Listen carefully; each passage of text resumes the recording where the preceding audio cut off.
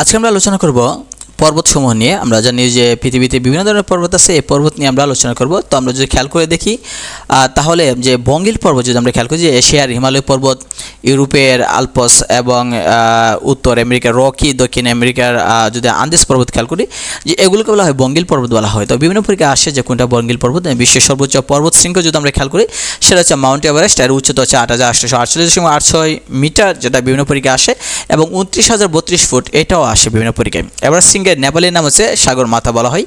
এভারেস্টের শৃঙ্গের চীনা নাম বলা হয় যে চুমুলংমা বলা হয়, তিব্বতী নাম বলে কুকু ল্যাংমা বলা হয়।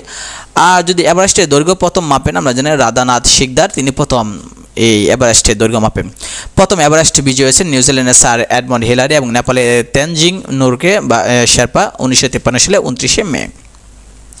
এভারেস্ট বিজয়ী প্রথম মহিলা আমরা জানি জাপানের জুনকু তাবে, তিনি 1972 সালে 16 মে। আর এভারেস্ট বিজয়ী প্রথম বাঙালি ভারতের সত্যব্রত দাস 2004 সালে 19শে মে। এভারেস্ট বিজয়ী প্রথম বাংলাদেশি মুসা ইব্রাহিম 2010 সালে 23শে মে। এভারেস্ট বিজয়ী প্রথম বাঙালি নারী ভারতের শিপ্রা মজুমদার 2005 সালে। আর এভারেস্ট বিজয়ী প্রথম বাংলাদেশের নারী যদি আমরা খেয়াল করি, সেটা হচ্ছে নিশাত মজুমদার 2012 সালে 19শে মে। ইউরোপের সর্বোচ্চ পর্বতমালা নাম হচ্ছে আলপস পর্বতমালা বলা হয়। যে লেকোলিথ পর্বত হলো আমেরিকার ব্ল্যাক হিলস এবং হ্যান্ডি পর্বত। আর আগ্নেয় বা সঞ্চয়জাত পর্বত যদি আমরা খেয়াল করি, সেটা হচ্ছে জাপানের ফুজিয়ামা পর্বত, ইতালির বিসুবিয়াস, কেনিয়ার কিলিমানজারো, যুক্তরাষ্ট্রের হাওয়াই দ্বীপের মুনালুয়া দ্বীপ এগুলো। যুক্তরাজ্যের সর্বোচ্চ পর্বতশৃঙ্গের নাম হচ্ছে বেন নেভিস বলা হয়, যুক্তরাজ্যের মানে সর্বোচ্চ পর্বতশৃঙ্গের নাম। আর সর্বকনিষ্ঠ এভারেস্ট বিজয়ী জর্ডান রোমেরো, যুক্তরাষ্ট্রে, তিনি 13 বছর 10 মাস 10 দিনে মানে তিনি অত বছর বয়সে তিনি এভারেস্টে জয় করেছেন। কি প্রথম মুসলিম এভারেস্ট বিজয় যদি আমরা খেয়াল করি, সেটা হচ্ছে নাসু মাহরুকি, যিনি তুরস্কের। বিশ্বের প্রধান পর্বত শৃঙ্গ যদি আমরা খেয়াল করি, সেটা হচ্ছে আমরা যদি খেয়াল করে দেখি যে মাউন্ট এভারেস্ট সেটা হচ্ছে হিমালয়ের অবস্থান। আর মাউন্ট এভারেস্ট হচ্ছে পর্বতমালা হচ্ছে যে হিমালয়, মানে মাউন্ট এভারেস্ট হচ্ছে কিন্তু পর্বত শৃঙ্গ, আর পর্বতমালা অনেকগুলো পর্বত নিয়ে গঠিত হচ্ছে, সেটা হচ্ছে হিমালয়। আর অবস্থান হচ্ছে নেপাল এবং তিব্বতে। উচ্চতা দেশে 8848.48 মিটার বলা হয়। গডউইন অস্টিন, যারা কেটু নামে পরিচিত, সেটা হচ্ছে কারাকোরাম, পাকিস্তান এবং চীনে অবস্থান করতেছে। এর উচ্চতা দেশে 8611 মিটার। কাঞ্চনজঙ্ঘা, যেটা কাঞ্চনজঙ্ঘা বলা হয় হিমালয় অবস্থা ভারত এবং নেপালে। আর এলবোর্চ, যেটা ককেশাস রাশিয়ার মধ্যে। মাউন্ট ব্লাঙ্ক, যেটা আলপস, যেটা হচ্ছে ফ্রান্স এবং ইতালির মধ্যে অবস্থান করতেছে। তো বিশ্বের বিখ্যাত হ্রদ যদি আমরা খেয়াল করি, যে এশিয়া তথা বিশ্বের বৃহত্তম হ্রদ আছে কাস্পিয়ান সাগর, যেটা হচ্ছে কাজাখস্তান, তুর্কমেনিস্তান, আজারবাইজান, ইরান এবং রাশিয়ার সীমান্তে অবস্থান করছে। এটি বিশ্বের বৃহত্তম হ্রদ বলা হয়। বিশ্বের গভীরতম হ্রদ যদি বলা হয়, বা গভীরতম মিষ্টি পানির হ্রদও যদি আমরা বলি, সেটা হচ্ছে বৈকাল হ্রদ, যেটা রাশিয়ায় অবস্থান করতেছে। বিশ্বের বৃহত্তম সুপেয় পানির হ্রদ হচ্ছে সুপেরিয়র হ্রদ বলা হয়। বিশ্বের নিম্নতম হ্রদ যেটা, সেটা হচ্ছে মৃত সাগর, যেটা জর্ডানে অবস্থান করতেছে। আমরা জানি সেটা লবণাক্ত এত বেশি যে সেখানে মানুষ কেউ ডুবে না, সাঁতার কাটতে পারে। আর সেখানে কোনো মাছ জন্মায় না, কারণ সেখানে প্রচুর কি আছে, লবণ আছে, তাই এটাকে বলা হয় ডেড সি বলা হয়। গ্রেট লেকস যেটা বলা হয়, যেটা যুক্তরাষ্ট্র এবং কানাডা অবস্থিত 5টি লেককে একত্রে গ্রেট লেকস বলা হয়। লেকগুলো হলো অন্টারিও, মিশিগান, সুপিরিয়র এবং ইরি এবং হচ্ছে উরন। তো আমরা যদি খেয়াল করে দিই যে কাস্পিয়ান সাগর, সেটা হচ্ছে এশিয়ার মধ্যে অবস্থান করছে। সর্বোচ্চ গভীরতা যদি আমরা খেয়াল করি, যে 1025 মিটার। সুপিরিয়র হ্রদ, যেটা যুক্তরাষ্ট্র কানাডা অবস্থান করতেছে 406 মিটার। ভিক্টোরিয়া হ্রদ, যেটা হচ্ছে তানজানিয়া, উগান্ডা এবং কেনিয়ার মধ্যে অবস্থান করতেছে, সেটা হচ্ছে 84 মিটার গভীর। বৈকাল হ্রদ রাশিয়া, সেটা হচ্ছে 1637 মিটার গভীর। আর যদি আমরা দিই অন্টারিও হ্রদ, যেটা যুক্তরাষ্ট্র কানাডা অবস্থান করছে 244 মিটার হচ্ছে গভীরতা, মানে গভীরতম।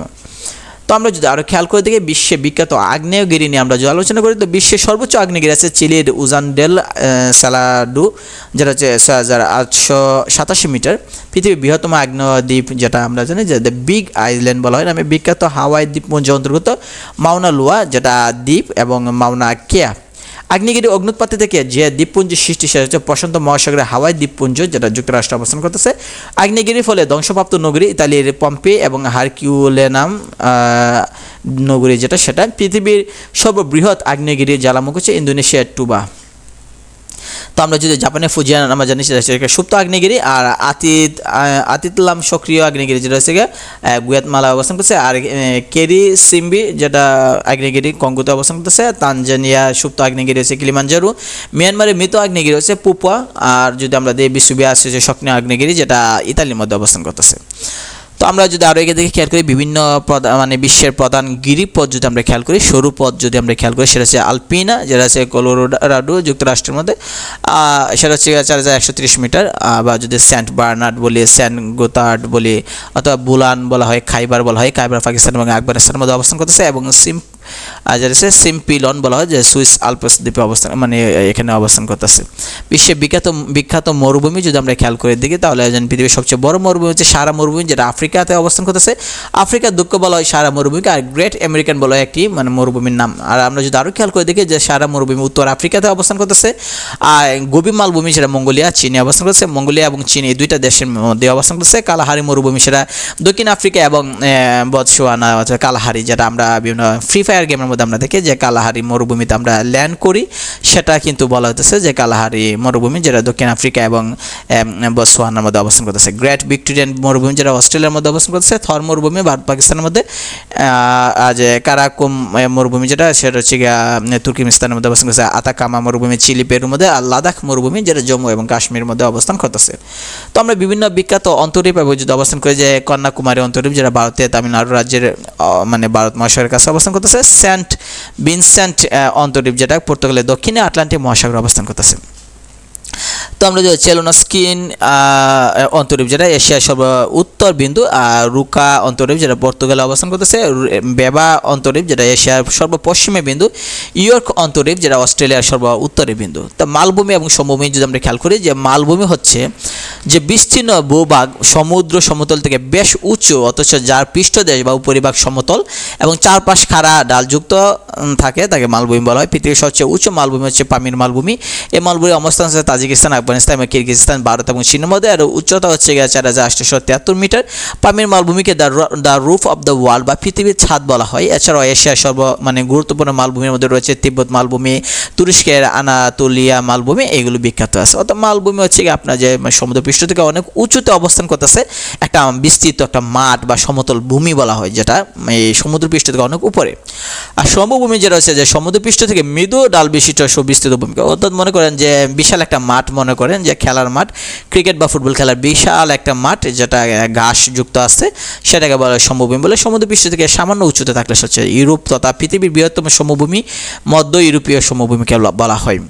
তো আমরা যদি বিশ্বের বিখ্যাত জলপ্রপাত যদি আমরা খেয়াল করি, ঝর্ণা যদি আমরা খেয়াল করি, সেটা হচ্ছে আমরা এখানে দেয়া আছে যে ভিক্টোরিয়া জলপ্রপাত, যেটা জাম্বিয়া এবং জিম্বাবুয়েতে অবস্থিত, আফ্রিকার বৃহত্তম জলপ্রপাত বলা হয়।